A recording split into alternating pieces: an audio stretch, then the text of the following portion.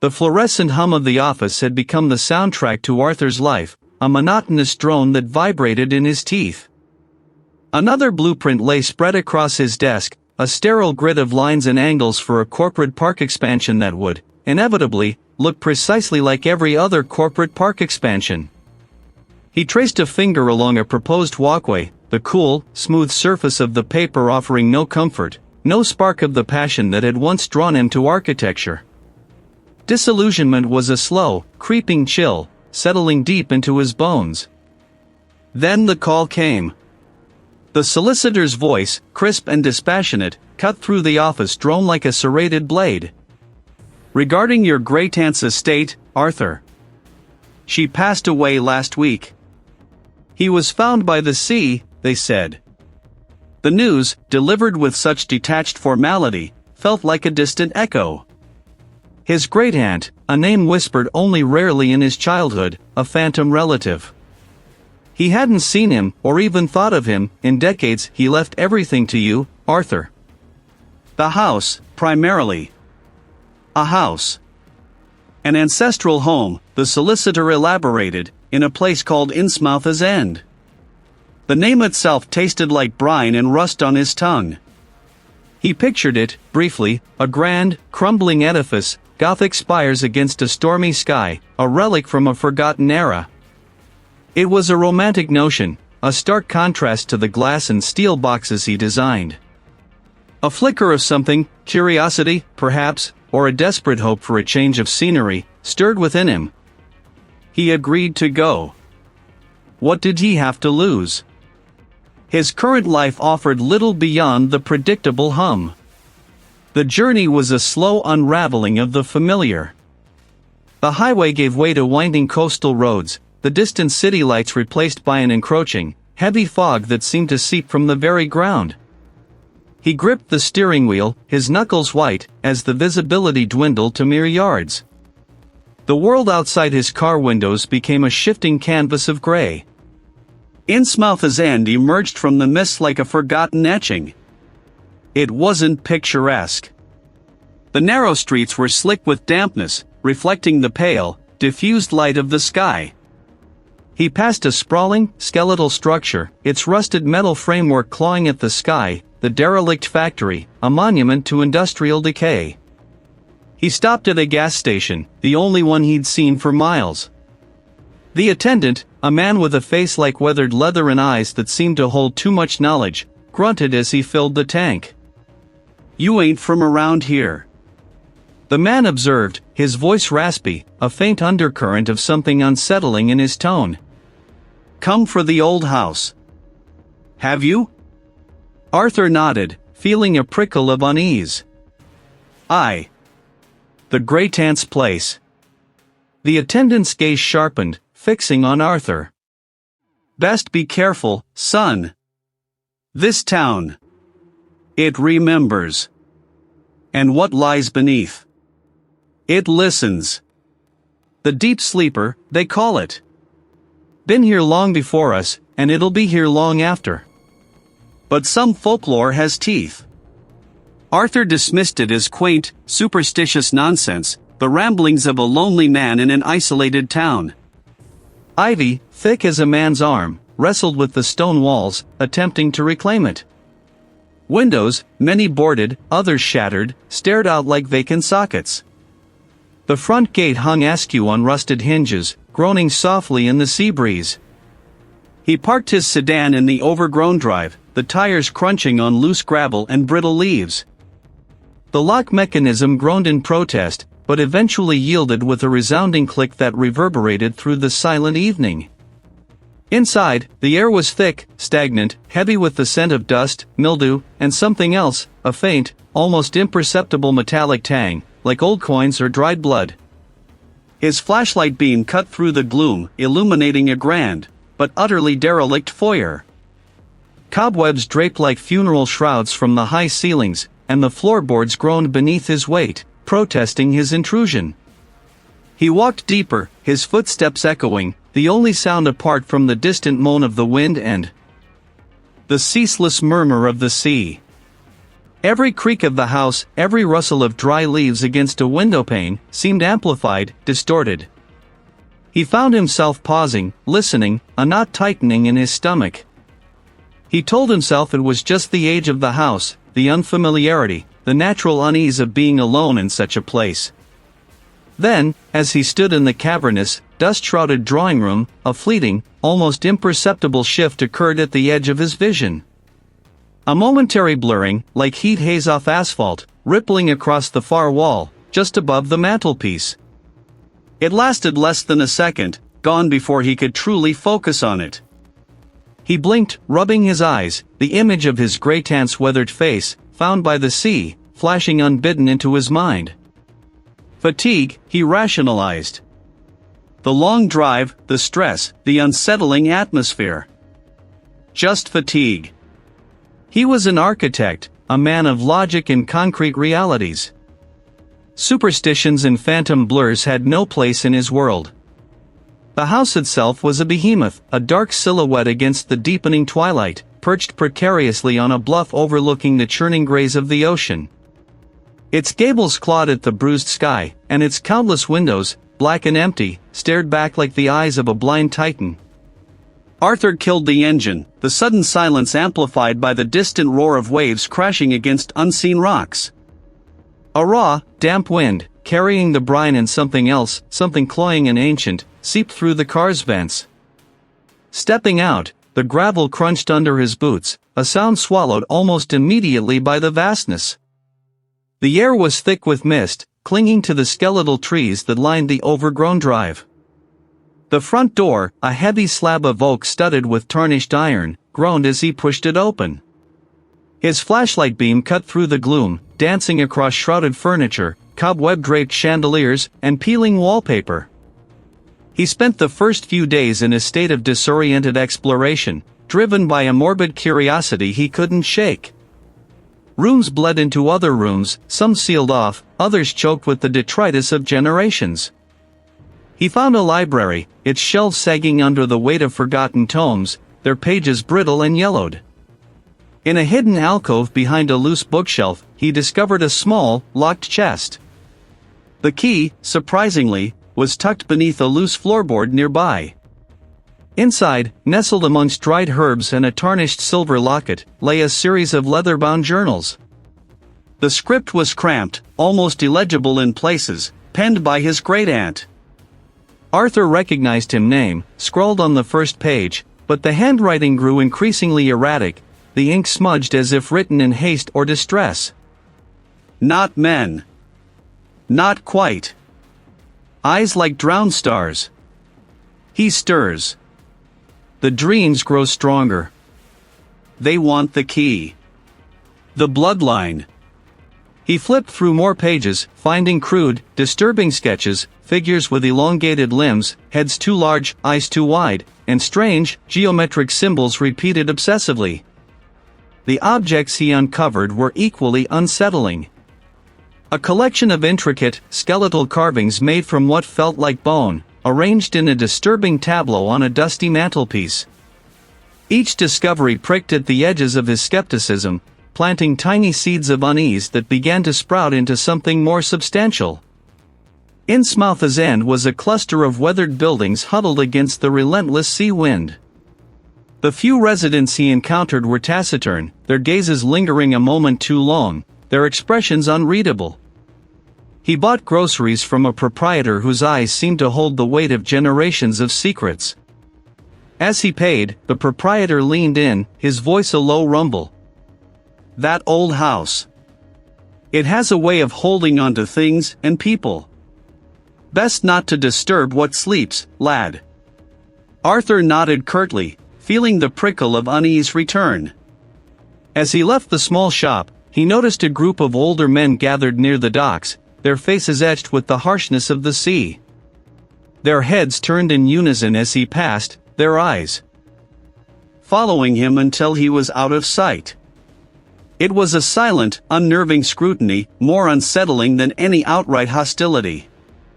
On his way back, the fog thickened, swallowing the road ahead. He drove past the derelict factory, its skeletal frame a jagged scar against the gray sky. Broken windows stared out like empty sockets, and the wind whistled through its rusted corrugated iron, creating a mournful, almost human moan. He dismissed it as a trick of the light, or perhaps his own overwrought imagination. Back at the house, the psychological disturbances intensified. The faint metallic tang in the air seemed stronger, almost palpable. He started hearing things, a low, rhythmic thrumming beneath the floorboards that resonated deep within his chest, a sound he initially attributed to the house settling or the wind. But it grew more insistent, a pulse.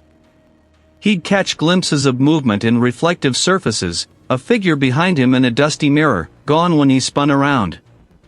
Sleep offered no respite. The house was not merely old, it was alive, and it was watching him. The stares of the old men by the docks had been a physical weight on Arthur's back, pressing him forward, urging him away from their collective gaze. He hadn't dared to look back. The image of their weathered faces, all turned in unison, burned into his mind. The cold, damp air of Innsmouth's end seemed to carry their unspoken judgment, a low hum beneath the shriek of gulls and the groan of the shifting fog. He drove back to the house, the engine's rumble a thin comfort against the encroaching silence of the estate. The old house felt different upon his return. The floorboards creaked with an almost deliberate rhythm as he moved through the echoing halls, the air thick with the scent of mildew and forgotten things. A heavy, mahogany desk dominated the space, its surface scarred by time and neglect. Behind it, a wall of built-in shelves sagged under the weight of countless, leather-bound volumes, their spines cracked, their titles obscured by dust. He ran a hand along a shelf, dislodging a fine powder that shimmered in the weak afternoon light filtering through the grimy window. His fingers brushed against a section of paneling that felt subtly different, a fraction warmer, a fraction less yielding than the wood around it. He pressed, then pushed, a faint click echoing in the quiet room. A hidden door. A tremor ran through him, a mixture of apprehension and a strange, almost morbid excitement. The air that spilled out was stale and heavy, carrying a distinct, metallic tang beneath the pervasive mustiness. He retrieved a flashlight from his bag, its beam cutting a stark path through the gloom.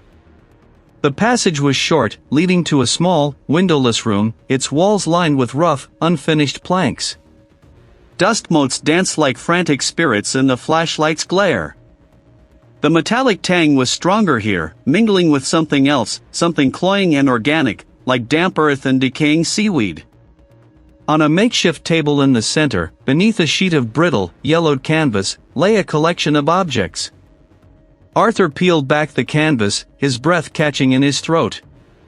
3 large canvases leaned against the far wall. They weren't landscapes or portraits, but something far more unsettling. One depicted a swirling vortex of deep blues and greens, from which indistinct, tentacled forms seemed to writhe, reaching towards a pale, human-like figure caught in its current. The brushstrokes were frenzied, desperate, as if the artist had been trying to capture a nightmare before it vanished. Beside the paintings, stacked neatly, were several thick, leather-bound tomes. They weren't printed books, these were heavy, handwritten manuscripts, their pages filled with cramped, spidery script in an archaic form of English, interspersed with strange symbols he didn't recognize. He picked one up, its cover embossed with a symbol that resembled a twisted, stylized anchor. He flipped through a few pages, the words blurring, the symbols alien and unsettling. They spoke of the sleeper, the great dreaming, and the call. Beneath the tomes lay another journal, smaller and bound in faded green leather, its cover free of any symbols. This one looked more personal, less formal than the others. He recognized the elegant, looping script from the previous journal he'd found. This was a more complete record, dated almost a century prior, penned by his great-great-grandfather, Elias. Elias wrote of his burden, of watching the tides, and of the guardians of the deep sleep.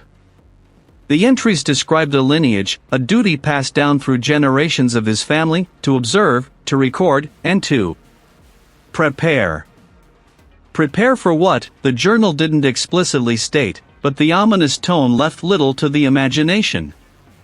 Elias's journal spoke of signs, of the shifting depths, and of the inevitable awakening. It mentioned a repository of deeper knowledge, a place where more ancient records were kept, records too dangerous to remain in the house. The dark water seeps from cracked foundations.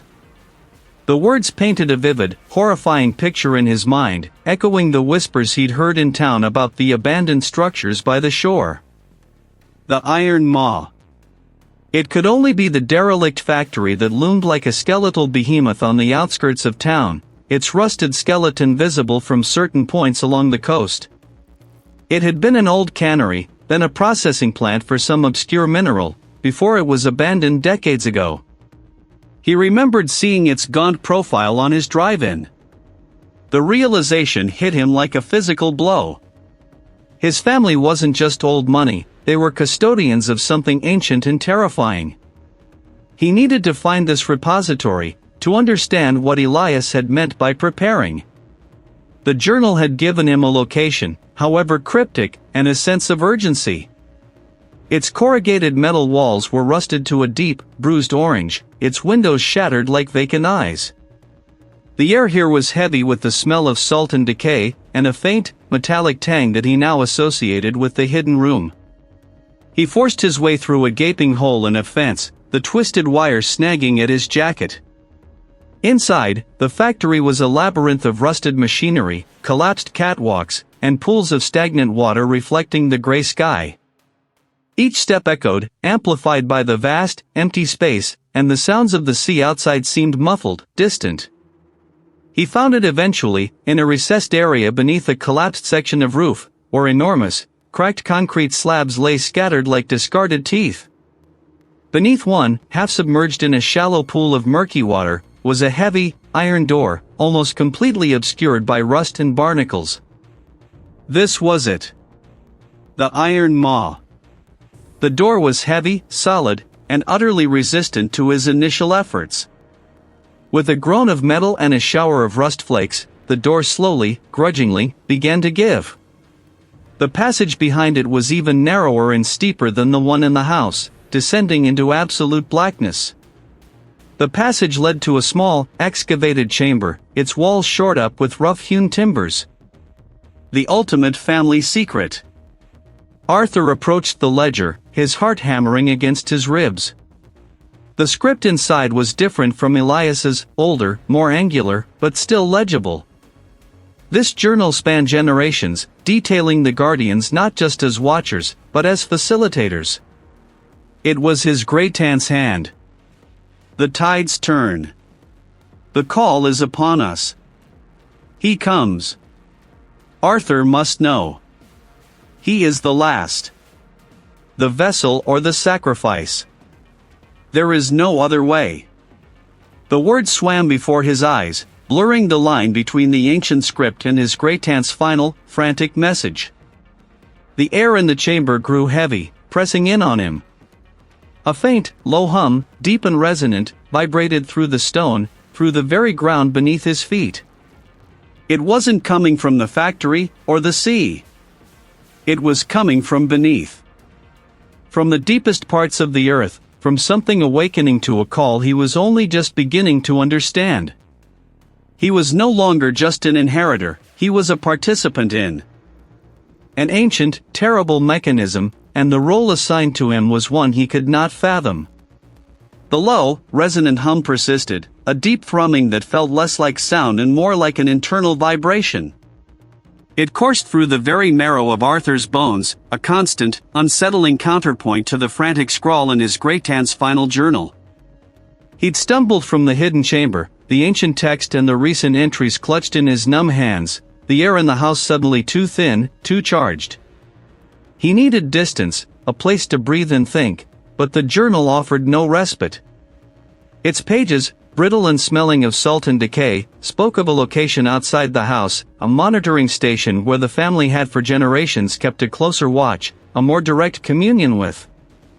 The address, barely legible, led him to the edge of town, to a place the locals avoided, the derelict factory. Its skeletal remains clawed at the perpetually overcast sky, a monument to forgotten industry. The hum, he realized with a jolt, was far stronger here, a palpable pressure against his eardrums, vibrating the very ground beneath his worn boots. He pushed through a sagging door that groaned in protest, revealing a vast, cavernous space.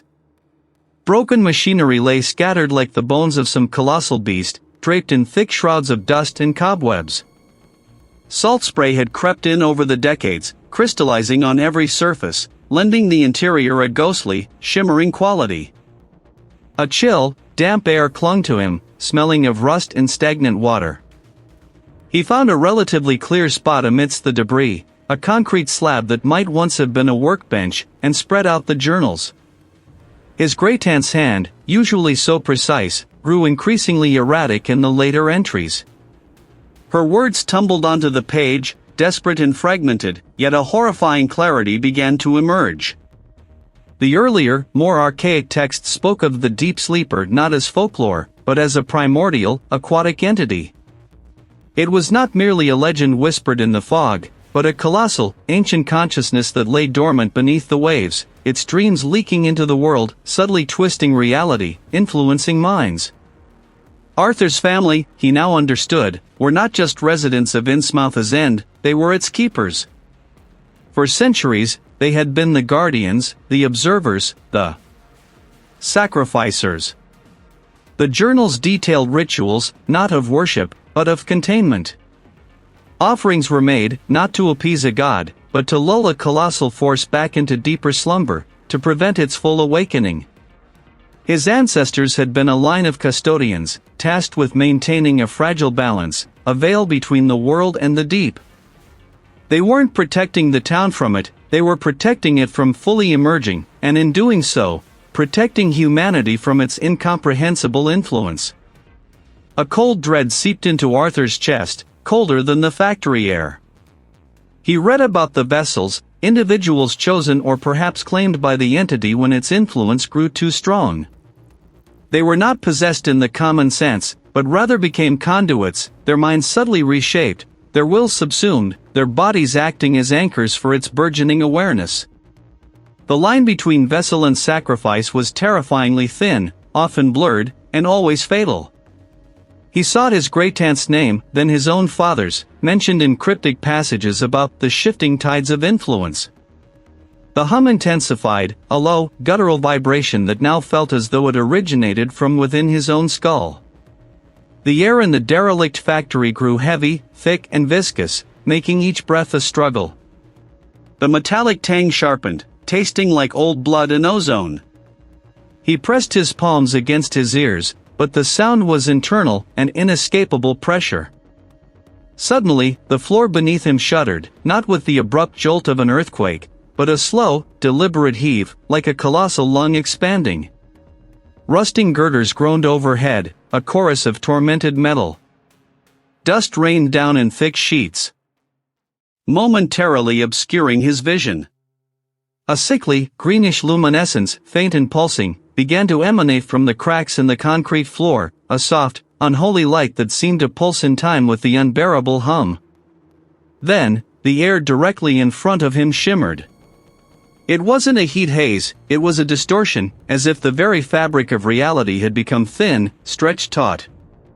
He saw no form, no shape, but felt an immense, ancient presence pressing in, a weight that threatened to crush his very soul. The line is drawn. Arthur stumbled backward, overturning the journals, his breath catching in his throat. This was not a dream, not grief-induced delusion, not the creaking of an old house. This was real. The entity was real. The centuries of his family's grim duty, the cryptic warnings, the unsettling folklore, all of it coalesced into a single, horrifying truth.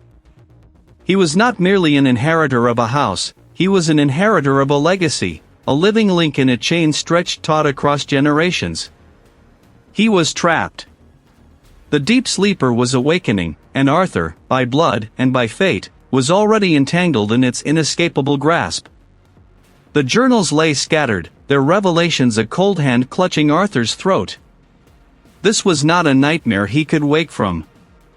This was a truth, ancient and suffocating, that had finally surfaced. He felt a surge of raw, desperate energy, a primal urge to flee. He moved with a frantic urgency, shoving clothes into a duffel bag, his hands fumbling with the unfamiliar clasps. Each item felt heavy, alien. He didn't need much, just enough to leave this place, to put as much distance as possible between himself and the suffocating secret of Innsmouth's end. The thought of the open highway, the impersonal glow of city lights, was a beacon in the encroaching gloom of his mind. But as he reached the front door, the air grew thick, like breathing through wet wool. The fog, a constant companion in this town, had intensified, pressing against the windows, blurring the already indistinct world outside. He pushed open the heavy oak door, and a wall of frigid, damp air met him, carrying the scent of salt, decay, and something else, something metallic and faintly sweet, like stagnant blood. His vintage sedan, a relic he'd grown to despise, sat hunched in the driveway, half swallowed by the swirling mist. He cranked the engine. It sputtered once, a pathetic cough, then died. He tried again, and again, the battery groaning in protest, each failed attempt a tightening knot in his stomach. He cursed, slamming his palm against the steering wheel. He could walk. He would walk. The main road couldn't be that far. Stepping out, the fog immediately enveloped him, reducing the world to a hazy, shifting gray. The familiar outline of the house vanished behind him in moments. He tried to orient himself, relying on instinct, but the silence was unnerving, broken only by the distant, mournful cry of a gull and the rhythmic wash of unseen waves. He thought he heard footsteps behind him, a soft, sloshing sound, but when he whirled around, there was nothing but the impenetrable veil. He walked for what felt like an hour, the road beneath his worn boots turning from cracked asphalt to crumbling gravel, then to slick, uneven stones. Every turn he took seemed to lead him deeper into an echoing labyrinth. The houses he passed were identical, gaunt silhouettes, their windows like vacant eyes. A faint light flickered ahead, offering a fleeting hope, but as he stumbled towards it, it resolved into a single, unblinking yellow eye of a street lamp, illuminating nothing but a dead-end alley filled with rusted barrels and overflowing refuse bins. He was lost. Utterly, irrevocably lost. A profound weariness settled over him, not just physical, but soul-deep. It wasn't just the fog or his failing car, it was the town itself, a living, breathing entity that resisted his departure with a subtle, insidious force. Defeated, he found himself back at the house, the front door a gaping maw in the swirling mist. If he couldn't escape, he would fight. He would find a weapon, a weakness, anything to sever the ties that bound him to this nightmare. His fingers, stained with dust and faint smears of what he hoped was only ink, traced the spidery script of his ancestors. He found entries from a great-great-uncle, a man named Elias, whose neat handwriting gradually devolved into frantic scrawls. Elias, too, had tried to leave, describing roads that twisted back on themselves, the unsettling sameness of the townspeople's vacant stares, the pervasive sense of being held. His final entry spoke of the great undertow, a force that dragged not just ships to the seabed, but minds into oblivion. Then there was a section from a distant cousin, a woman named Clara, whose careful observations detailed attempts to fight back. He had catalogued strange symbols, charted lunar cycles, even experimented with ancient, forgotten rituals. Her entries described the house itself as a living anchor, a conduit for the deep sleeper. She wrote of a sacred geometry that could be inverted. A way to seal the rift. But her last few pages were a terrifying descent into madness, drawings of impossible angles. According to a brief, clipped note from another relative, Arthur's gaze fell upon a particularly unsettling passage, penned by Clara, describing a place outside the town proper, where the veil between worlds thinned. The old foundry, he had written, now a derelict factory. Here, the earth bleeds its secrets. Here, the sleeper's touch is strongest. Here, I will make my stand. A desperate flicker of hope ignited within Arthur, a fragile ember in the rising tide of despair. If Clara had found a place, a point of focus, perhaps there was still a chance. He had to go there. The town seemed to twist its streets just to confuse him, and the few figures he glimpsed through the mist were silent, their faces obscured by the swirling gray. He felt their judgment, their ancient, weary knowledge. When he finally stumbled upon the factory, it was a skeletal behemoth, its rusted iron frames silhouetted against the perpetually overcast sky. Inside, the silence was profound, broken only by the drip of unseen water and the scuttling of unseen things. Rusting machinery stood like petrified giants, draped in cobwebs and a fine layer of green-black mold. He found what Clara had described, a circular depression in the center of the main floor, ringed with faded, geometric symbols scratched into the stone. Rusted tools lay scattered nearby, a pickaxe, a trowel, a tarnished silver bowl. This was where he had made her stand. And then, he saw it. Scrawled directly onto a support pillar, beneath a crudely drawn symbol that mirrored one in Clara's journal, was a single, defiant message, written in a hand that was unmistakably hers, yet more desperate, more broken. It sees us. It knows. There is no escape. Only. The air grew impossibly heavy, pressing down on his chest. The boundaries of his own mind felt porous, shifting. He was losing control. The fight hadn't even truly begun, and he was already unraveling. It wasn't just a feeling, it was a physical weight, a pressure against his eardrums, a chill that had nothing to do with the sea winds seeping through broken windows. The rattling of the loose corrugated iron sheets above seemed to distort, stretching into a low, guttural hum that vibrated in his teeth. He pushed himself upright, his gaze sweeping the enormous, skeletal interior. Rust-eaten machinery stood like petrified giants, their gears locked in a perpetual grimace. Dust motes, caught in the sparse shafts of moonlight filtering through the grime-coated skylights, danced with an unnatural jitter, as if agitated by an invisible current. This was real.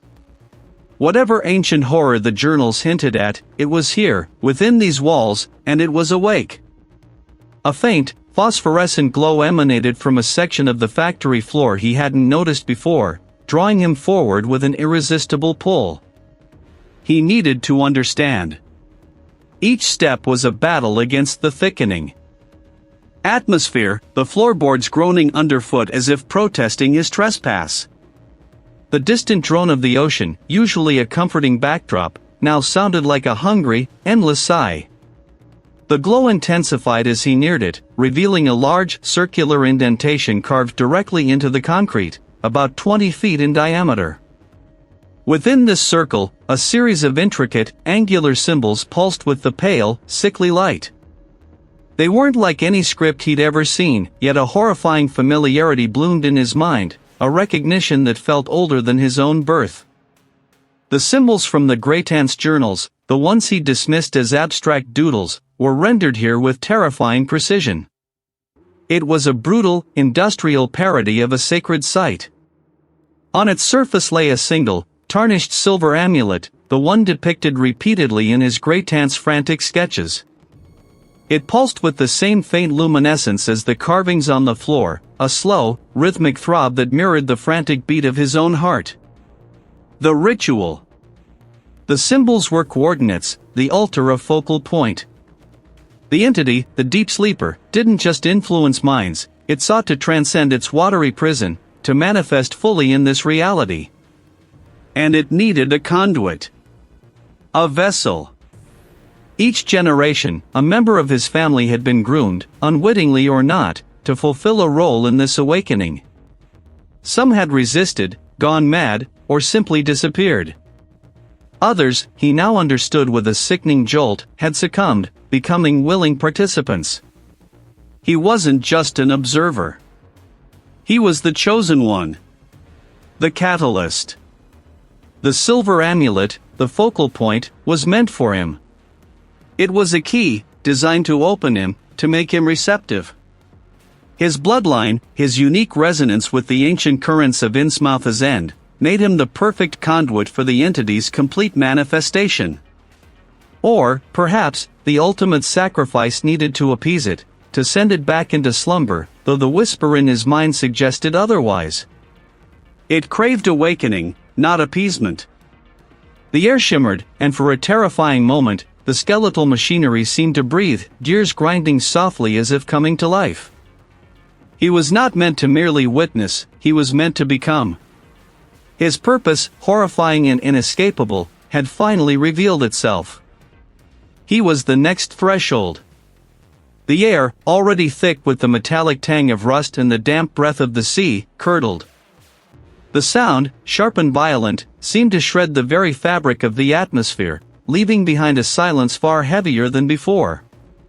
An impossibly heavy pressure bore down on his chest, a physical weight that pressed the breath from his lungs. It was not a presence that spoke in words, but in impressions, in a crushing weight of alien thought that threatened to splinter his skull. The derelict factory groaned around him, not with the natural creak of old metal, but with a sound like immense, submerged gears grinding beneath unimaginable pressure. Arthur's vision blurred at the edges, the concrete floor seeming to ripple, the towering industrial machinery in the gloom appearing to shift, to subtly rearrange itself into impossible geometries. He squeezed his eyes shut, trying to fight the onslaught. The scent of brine intensified, but it was not the clean smell of the ocean. When he opened his eyes, the light seemed to have diminished further, or perhaps it was his perception that was failing. A memory surfaced, unbidden and sharp, not his own. A voice, not heard, but felt, resonating with the cadence of the deep, humming with a promise of oblivion and ultimate truth. He remembered the last, half-scrawled page he'd found tucked into the loose floorboards of the ancestral home. The awakening draws near. He will seek the lineage, the key. Not sacrifice, but conduit. The blood remembers. The architect builds not with stone, but with perception. The barrier thins. Do not yield, Arthur. He was not meant to be a sacrifice in the traditional sense. His lineage, his very mind, was the final piece of some vast, incomprehensible puzzle. His voice sounded thin, alien, as if it belonged to someone else. He clenched his fists, knuckles white, his nails digging into his palms. He wouldn't become a vessel, a threshold for something that sought to unravel the world with its mere presence. He would not yield. The pressure intensified, 1,000 needles pricking his brain. They were all there, trapped in this vast, ancient memory, their minds absorbed, their wills subsumed. He saw the great ant, younger, vibrant, then withered, her mind picked clean like a carcass. Her warnings were echoes of her own desperate struggle. This was the entity's power, its method. It didn't destroy, it assimilated. It consumed perception, warped reality, and through that, it awoke.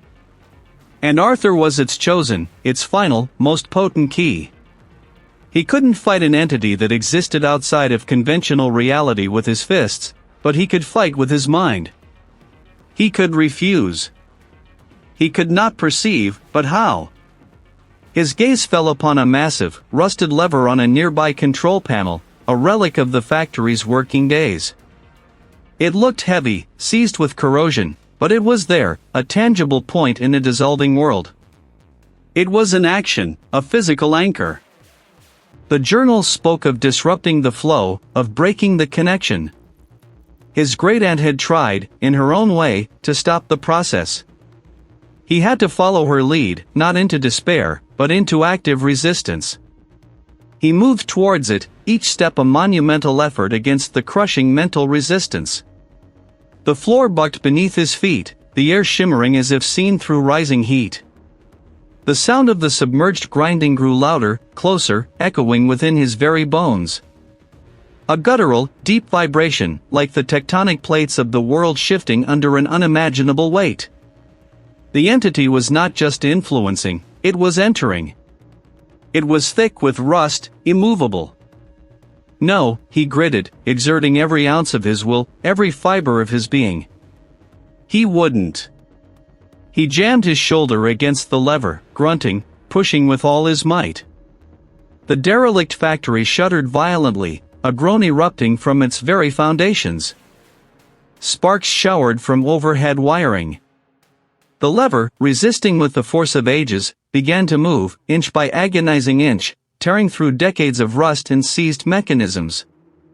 The grinding sound from beneath intensified to a deafening roar, and the entire derelict factory seemed to tilt. Arthur felt a tear in the fabric of his mind, a sudden, blinding flash of pure, alien light that threatened to obliterate him entirely. He pushed harder, driven by a singular, desperate thought: he would break the connection, or he would break himself trying. The silence that followed was not merely the absence of sound, but a profound, suffocating void, a deep exhalation after an eternity of holding breath. Arthur lay sprawled on the cold, grimy concrete floor of the derelict factory, a fine dust of rust and salt clinging to his clothes. Every muscle screamed, every bone ached with a dull, persistent throb. The air, thick with the metallic tang of decay and the briny breath of the ocean, felt heavier now, pressing down on him, stealing the very oxygen from his lungs. He pushed himself up slowly, his limbs protesting with a chorus of groans and cracks. The vast space of the factory, once merely a shell of industry, now seemed to pulse with a low, inaudible hum. His skin felt strangely taut, as if stretched too thin over a new, unfamiliar framework. He remembered the final surge, the overwhelming pressure, the sensation of his mind being peeled open like a fruit. The old journals had spoken of a vessel, a conduit, a guardian. He had dismissed them as mad ramblings, the desperate etchings of a family lineage steeped in delusion. That had been real. And now, the door felt open. He looked around the derelict factory. The skeletal framework of rusted machinery, the shattered windows letting in slivers of the gray coastal light, the puddles of stagnant water reflecting nothing but the dim ceiling, it all seemed subtly different. The very texture of the concrete walls seemed to writhe with unspoken patterns, just at the edge of his perception. He blinked, trying to clear his vision, but the unsettling clarity remained. He stumbled towards one of the gaping holes in the factory wall, where a massive loading bay door had once been.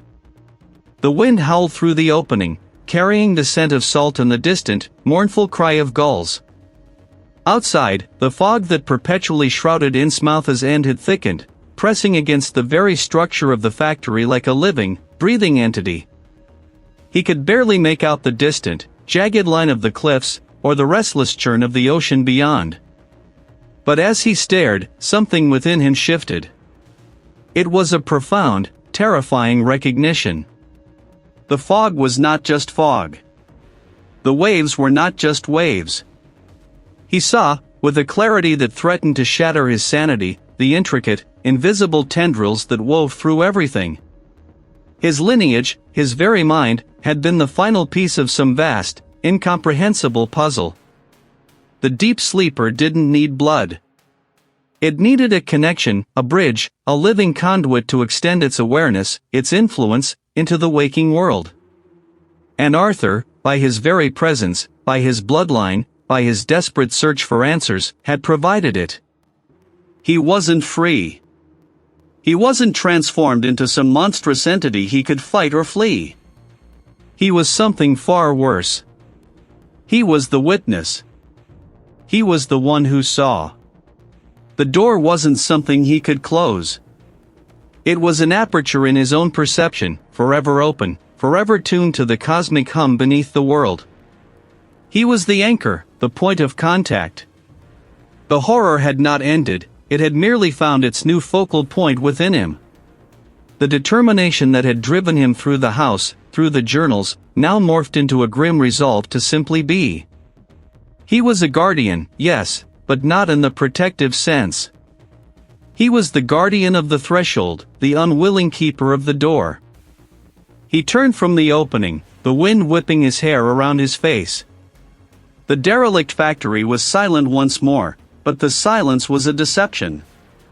It hummed with a new, terrible life, and Arthur, standing in its heart, felt that same hum resonating within him, a permanent, indelible chord. The horror had merely shifted, burrowing deep, and he was its new home. The town of Innsmouth's end lay shrouded in its perpetual fog, oblivious, while beneath the waves, the deep sleeper stirred, now connected, now aware, and Arthur, the architect, was its living, breathing conduit. He could never truly leave. He was the door, and the door was open.